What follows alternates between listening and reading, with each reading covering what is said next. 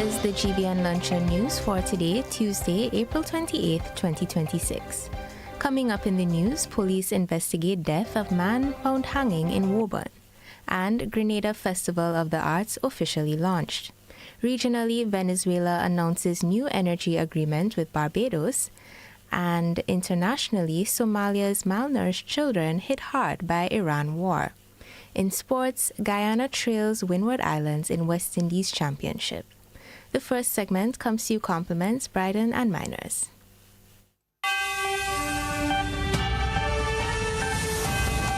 Fire up the coals, bring the flavor. It's time to crown the King of the Grill. Maggie King of the Grill 2026 is calling you. Think you got the creativity, the skills, and the fire to rule the grill? This is the ultimate showdown for chefs, backyard masters, and the food lovers alike. Step up, show your talent, and claim your spot among the best. With over $5,000 in cash and prizes to be won. The stakes has never been hotter. Happening Saturday, May the 30th. Register now. Call or WhatsApp 4.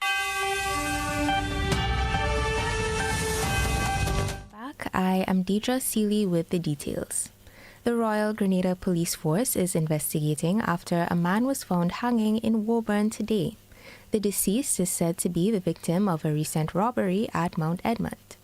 Officials responded to the scene this morning, but no further details have been provided. We will bring you more information during our 7 p.m. newscast.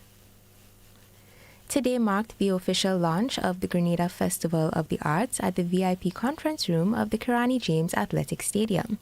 The event brought together representatives from schools, government agencies, and the creative community. During the launch, organizers shared key details about the festival's structure, categories, and schedule. The festival gives students from Grenada, Carriacou, and Petit Martinique a chance to show their talents in music, dance, drama, speech, and literary arts. Organizers say the festival continues to help young people develop their skills, express their culture, and strengthen Grenada's national identity. The Division of Culture is encouraging everyone to support the festival and its activities. A new Clerk of Parliament has been welcomed to the position. At today's sitting of the lower house, MPs discussing the Possessory Titles Amendment Bill 2026 congratulated Finlay Jeffrey on his appointment to the role. Here's Speaker of the House, Leo Cato. Before we proceed, I pause here to acknowledge that we do have a new clerk in the chair. I forgot to say that in my announcements. So just support at this point to acknowledge Mr. Finlay Jeffrey.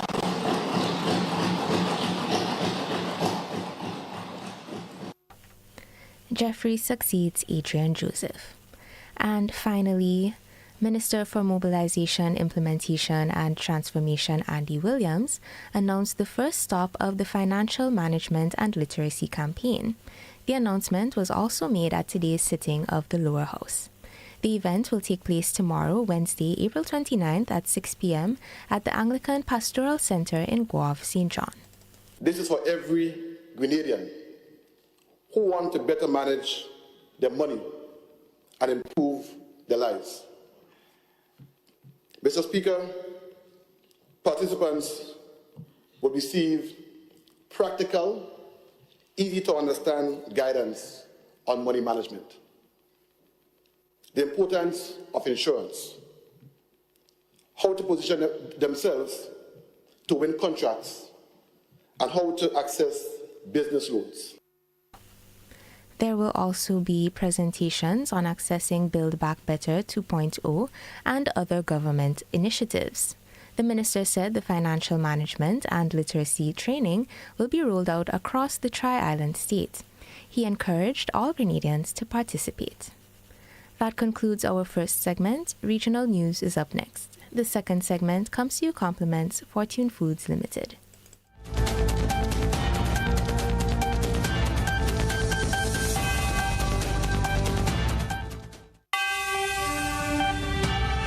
My name is Lenny Tobias of Guave State.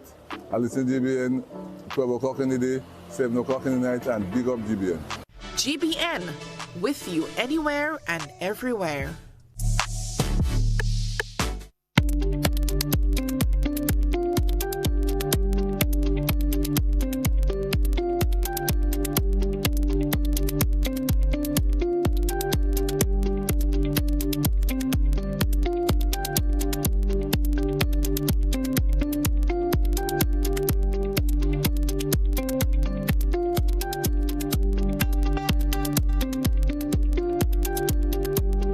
In regional news, Venezuela has announced a new energy agreement with Barbados.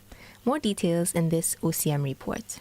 Venezuela's acting president Delcy Rodriguez has announced renewed energy agreements with Barbados. President Rodriguez arrived on the island last Sunday. Via a joint news conference yesterday, President Rodriguez encouraged Barbados to trade in more than just energy with her country. Come and invest in oil fields, also in gas exploration in Venezuela. Que se sume al esfuerzo y a la iniciativa de incrementar producción de hidrocarburos en Venezuela.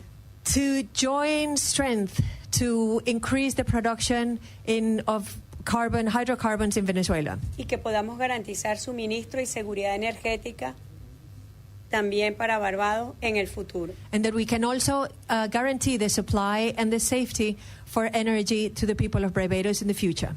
También estamos hablando de complementariedad para energías renovables.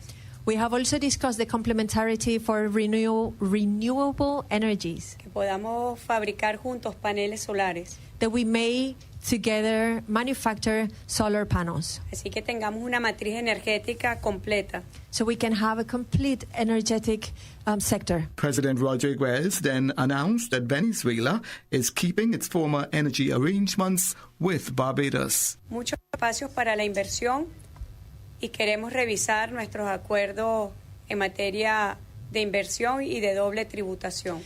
And there are so many spaces for investment. We also talked about reviewing our agreements to avoid double taxation and also bilateral agreements for the protection of investment. Que sumemos nuestras fortalezas y nuestras complementariedades. That we may join forces and we may enjoy complementarity. And Prime Minister Mia Amor Motley noted that Barbados and Venezuela are forging closer ties on the issue of food security. Venezuela has done remarkably well in food sovereignty and is in a position to assist many of us in the region with respect to access to affordable food.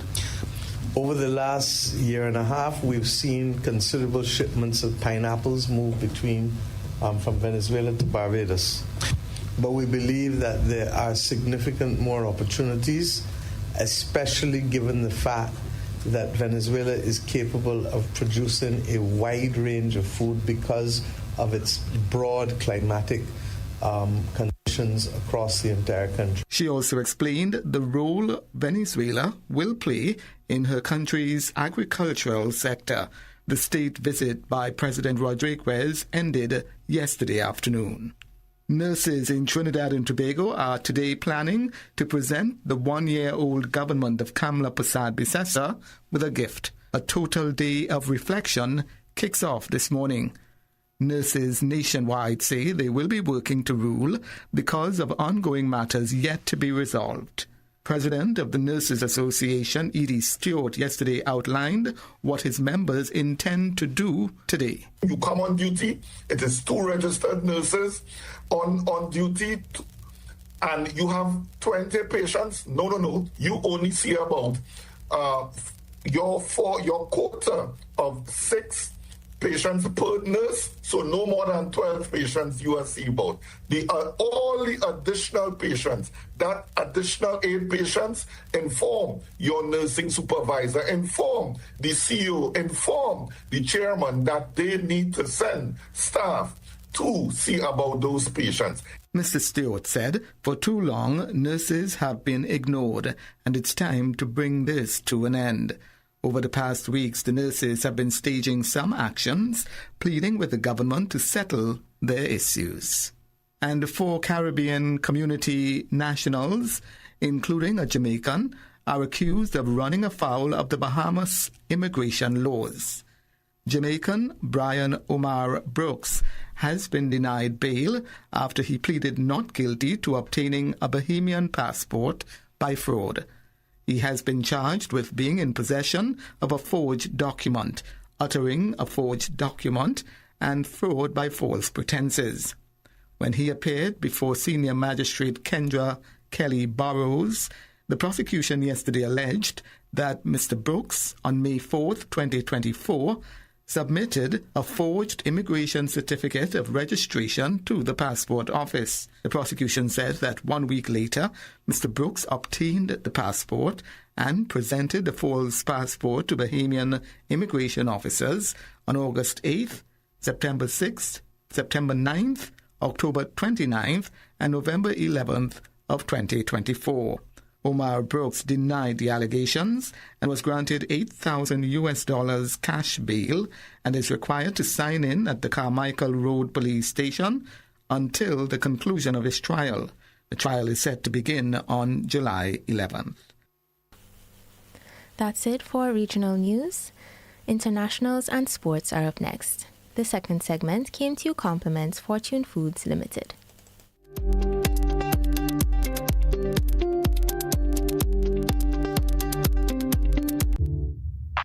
My name is Tanisha Marsha from Gulf St. John's. For the past 15 years, I've been listening to Classic and Hot FM, the best news station ever. Kudos to GBN.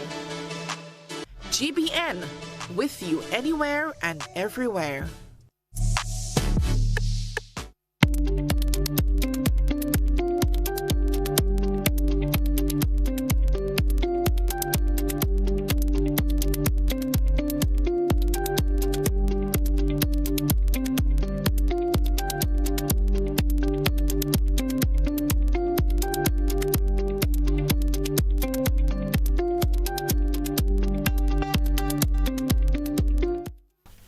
Moving now to international news, aid agencies in Somalia report delays in receiving life-saving peanut paste for malnourished children as supply chains are affected by the Iran war.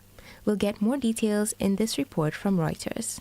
In the Somali city Diedra, 11-month-old Ruwaidu is being treated for malnutrition with nutrient-rich peanut paste. But the global impact of the Iran war means supplies are running low.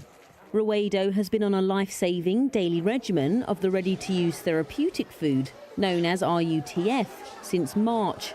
Her mother, Mamino Adan Armin, says her daughter was, quote, skin and bones when she brought her to the clinic. But the farmer says she's also been turned away from the clinic twice because they'd run out of supplies of RUTF. Due to global shipping delays, aid agencies are now scrambling to access life-saving supplies. The International Rescue Committee's Shukri Abdul Qadir said they had to cancel an order for peanut paste that would have fed over 1,000 children after it got stuck at a port in India. The IRC says it has recently secured stock from a supplier in neighbouring Kenya, hoping to avoid further delays. But it's a race against time. Drought has pushed 6.5 million people, or 1 in 3 Somalis, into acute hunger. Nearly 500,000 children under the age of 5 suffer from severe acute malnutrition. Also in international news, Indonesia's president ordered an investigation Tuesday after a long-distance train smashed into a stationary commuter train overnight, killing 14 people and injuring dozens. More details in this France 24 report. From a gurney in a nearby hospital, this woman remembers the harrowing moments after she heard the high-speed train ram into the commuter locomotive she was taking to get home from work. I thought I was going to die. I really thought I was going to die, especially because the evacuation took a long time. Since people were already piled on top of each other, I felt like I would run out of breath. But thankfully, I survived. It still feels like a dream. The collision caused fatalities and injured dozens in the commuter train. The some 240 passengers of the high-speed locomotive were all evacuated safely. The country's Minister of Transport arrived on the scene early Tuesday morning as rescue operations were still underway. Our main priority in this process is to evacuate the passengers who are still in the train carriage as quickly as possible. and hopefully they can be rescued soon. We are fully handing over the investigation process to the National Transportation Safety Committee so that we can obtain the objective results we need to improve the train services in the future. According to sources, the incident occurred after a taxi on a railway crossing caused a service disruption. That concludes our international segment. Stay with us for sports.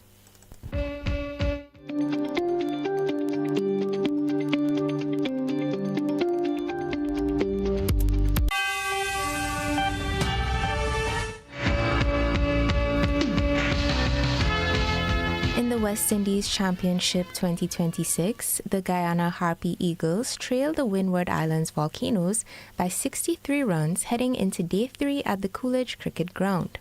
Guyana closed on 44 for 2 in their second innings, with Tajnarain Chandopal and Tevin Imlak at the crease. Earlier, the Windwards were dismissed for 223, with Kavem Hodge top scoring with 74 and Alec Athanazi adding 50. For Guyana, Gudakesh Moti led the bowling with 4 for 52. And now for a recap of today's headlines. Police investigate death of man found hanging in Woburn, and Grenada Festival of the Arts officially launched. Regionally, Venezuela announces new energy agreement with Barbados. Internationally, Somalia's malnourished children hit hard by Iran war. And in sports, Guyana trails Windward Islands in West Indies Championship. On behalf of the entire news team, I am Diedra Sealey, thanking you for joining us.